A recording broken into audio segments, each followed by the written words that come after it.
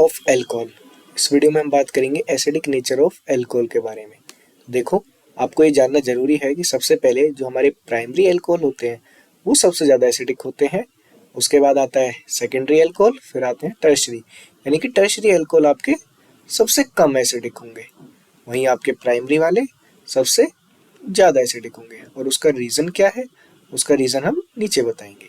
देखो, सबसे पहले ये जानो कि एसिडिक कैरेक्टर ऑफ एल्कोहल होता है due to polar nature of OH bond.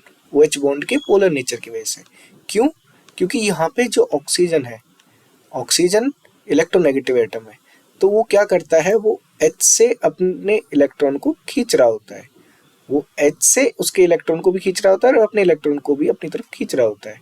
तो इस वजह से पोलर बॉन्ड होता है, यानी कि OH बॉन्ड पोलर बॉन्ड होगा, तो इसकी वजह से इसका एसिडिक नेचर होता है।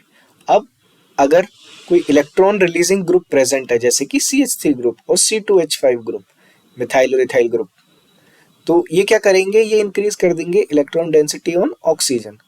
यानी कि जैसे अगर कोई यहाँ पे R ग्रुप प्रेजेंट है, यानी कि CH3 ग्रुप प्रेजेंट है, तो वो इलेक्ट्रॉन डेंसिटी बढ़ा देंगे। किसके ऊपर इलेक्ट्रॉन डेंसिटी बढ़ा देंगे? ऑक्सीजन के ऊपर। अब अगर ऑक्सीजन पे इलेक्ट्रॉन डेंसिटी बढ़ गई, यानी उसके पास और इलेक्ट्रॉन आ गए, तो फिर उसको खींचने की जरूरत ही क्या है, उसको पोलरिटी रखने की जरूरत ही क्या है, इलेक्ट्रॉन्स को खींचने की जरूरत क्या है। तो इसीलिए अगर R ग्रुप बढ़ेगा, यानी कि एक R की जगह दो ग्रुप होंगे, दो R ग्रुप होंगे, यानी सेकेंडरी एल्कोहल होगा, तो जो पोलैरिटी है वो कम हो जाती है, और पोलैरिटी कम होगी तो एसिडिक स्ट्रेंथ भी कम होगी। यही रीजन है कि क्यों प्राइमरी वाला